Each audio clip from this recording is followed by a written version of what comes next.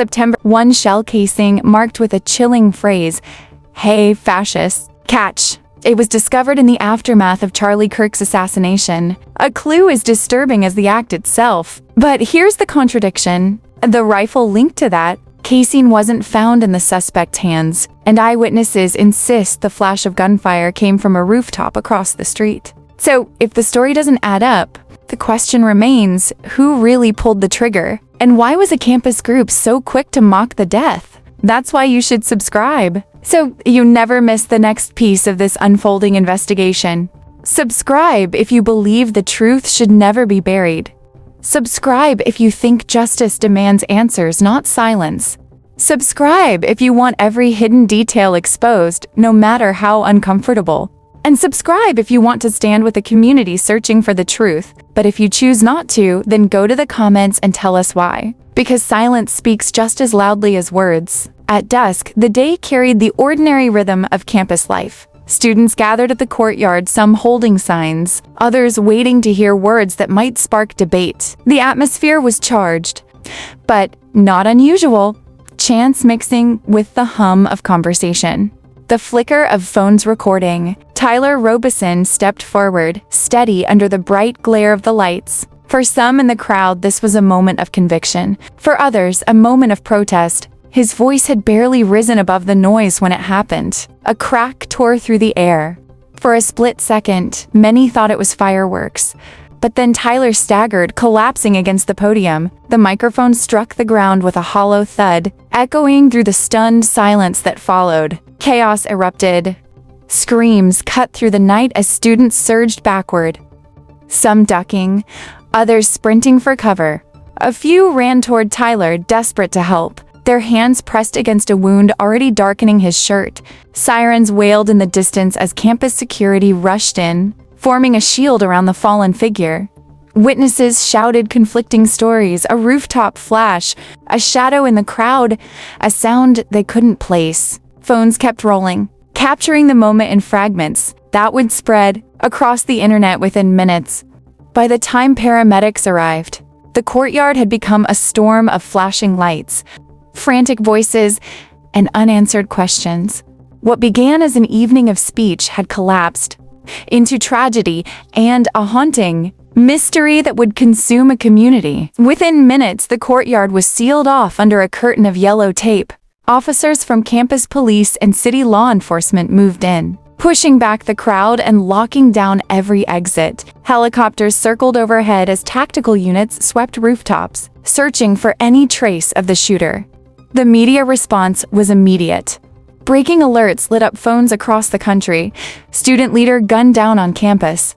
News anchors scrambled for details, while shaky live streams from bystanders became the first public record of the chaos. Authorities announced they had detained a suspect name, a 20-something with ties to activist circles. His background painted a complicated picture, outspoken on social media, a history of clashes at protests, and a trail of posts that investigators said pointed to radical motives. By nightfall, prosecutors confirmed the charges: aggravated murder, unlawful use of a firearm, and acts of domestic terrorism. The official narrative was swift and decisive.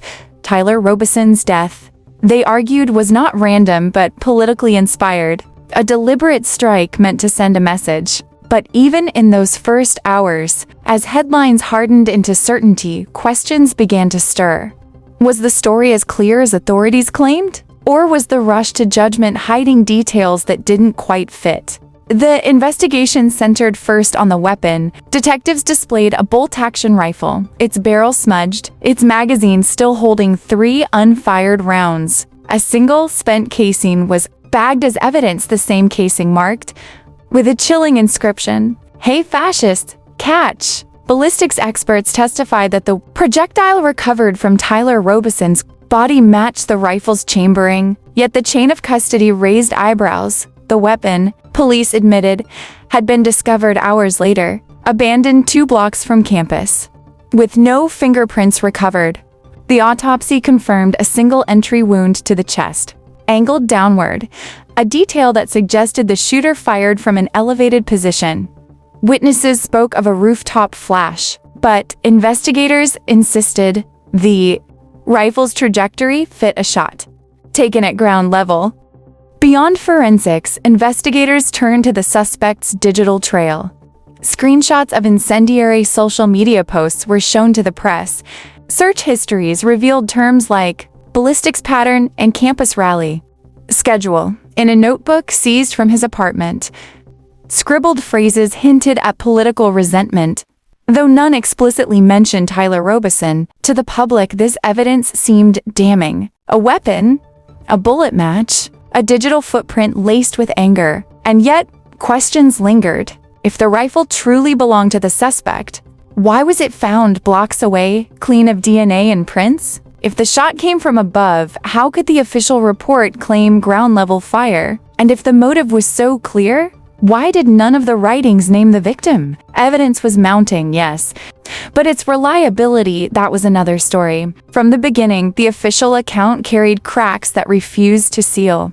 Forensic analysis placed the fatal shot at a downward angle, consistent with a rooftop sniper.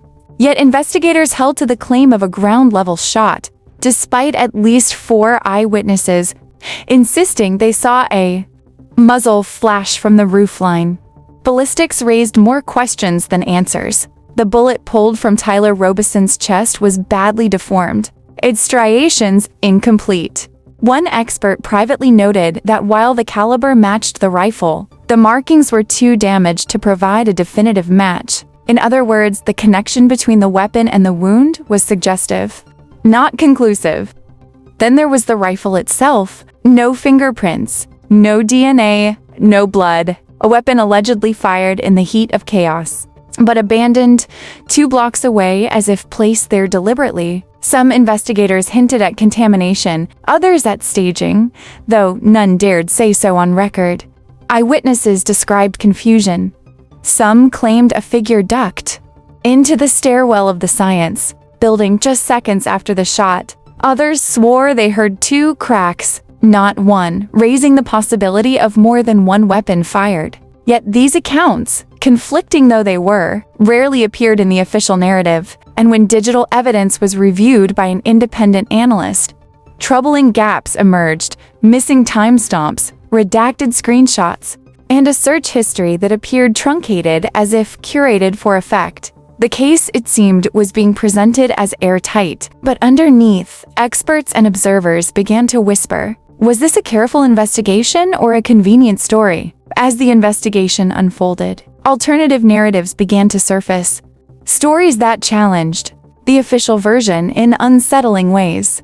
Some pointed to the rifle itself, found blocks from the scene, untouched by DNA or fingerprints. It looked less like the weapon of a captured shooter and more like a prop, planted to tie the crime neatly to a suspect already in custody. Others questioned whether Tyler Robison had been targeted by more than one person. Eyewitness accounts of multiple cracks in quick succession hinted at the possibility of 2 shooters, one on the ground, one elevated above the courtyard. If true, then who fired the fatal shot, and who was meant to take the fall? Then there were whispers of suppressed details.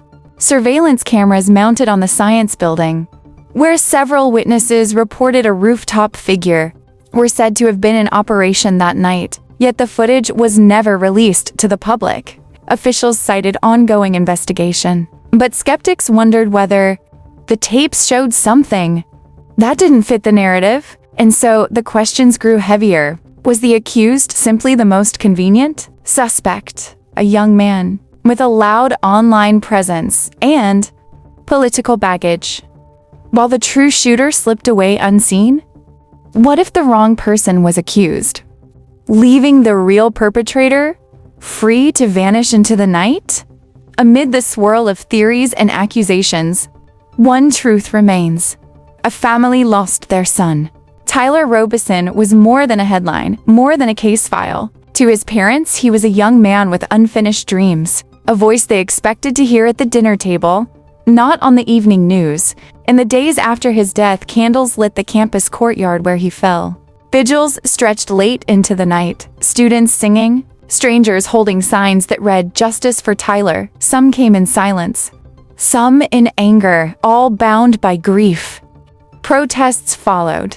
Supporters demanded accountability, while others clashed over politics, trying to claim Tyler's name for their own causes. But for his family, the noise was unbearable. They did not see a symbol. They saw a brother, a son, a friend who would never come home. Nationally, his story echoed. News panels debated motives. Lawmakers issued statements, but in quiet corners. Tyler's absence was personal and raw. The tragedy cut deeper than politics or ideology. It was a reminder that beneath every investigation, behind every theory, there is a life that cannot be restored. As the case moves toward trial, the battle lines are already clear. Prosecutors insist the evidence paints a damning picture. The rifle tied by ballistics, the social media posts echoing hostility, the notebook scrawled with resentment. In their telling, Tyler Robison's death was no accident. It was the calculated act of a man driven by ideology. Shot! But the defense is preparing a different narrative. They argue that the weapon was planted, that eyewitnesses contradict the official trajectory, and that the digital evidence has been selectively presented. Their case leans on doubt. If the state cannot prove the rifle was fired by the accused, then how can they claim certainty about the shot? And so the contradictions sharpen. A rifle without fingerprints, a trajectory that doesn't align, witnesses who heard 2 shots when the record shows only 1. Each gap in the evidence becomes more than a detail. It becomes a fault line on which the trial could turn. For Tyler's family, the trial promises answers. For the accused, it may decide freedom or life behind bars. And for the public, it is the moment when conflicting stories collide in a courtroom, with the truth, or something resembling it, left for 12 jurors to decide.